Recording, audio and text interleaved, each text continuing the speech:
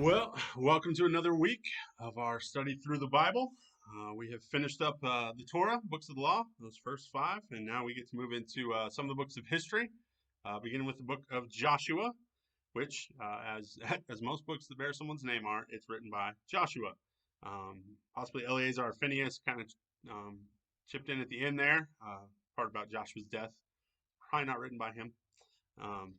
Written between 1390 1385, most likely. It's starts out on the plains of Moab and then moves into the promised land as the people began to conquer the land and claim that inheritance. It's written to really the third generation of Israelites. The first generation was the one that came out of Egypt. Second generation is their children, who are the ones roughly Joshua's age, who have conquered the land.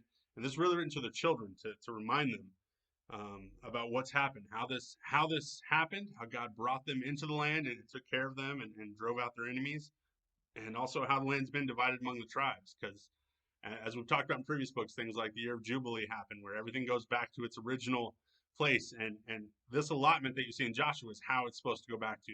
That all these certain tribes had certain distinct areas that belonged to them. Book of Joshua also would have served as a great reminder of God's faithfulness to the covenant and to his people. Basic outline of the book. First 5 chapters is all about preparing the people, preparing the nation to enter into the promised land. Chapters 6 through 12 cover the conquering, the battles.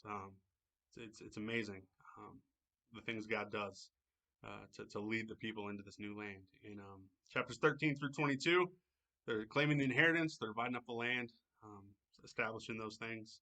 And then at the very end, Joshua comes to the people and they renew the covenant. Chapters 23 and 24, he just calls them to choose again, to follow God, to trust him. Some key themes throughout the book, the ideas of possession and inheritance, covenant, obedience, promise and fulfillment, victory and faithfulness. Key verses, Joshua 1, 6 through 9, God comes to Joshua and reminds him, hey, be strong, be courageous, I'm going with you. We've got this. And then Joshua 11, 23, God did it, and he drove all the people out, and the land had rest. Interesting facts about the book of Joshua and more about Joshua himself. I don't know about you, in my mind, when I picture Joshua, he's a lot younger than he probably was. He's probably almost 80 years old when this book begins. He's one of the spies that gets sent out originally. Although there's some indication he was younger, a little bit younger than the others, but he's a grown adult at that point in time. He becomes Moses' assistant, and then they wander in the desert for 40 years. So there's a chance he was as much as 50 years old. The events of Joshua take around 30 years, and he dies.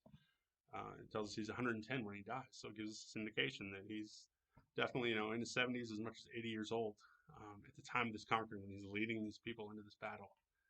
This wasn't something a very young person did. He was possibly 80 years old, leading the people. So that's what we'll be reading this week over the book of Joshua, Conquering of the Promised Land. So hope you'll join us. Love you guys. See you soon.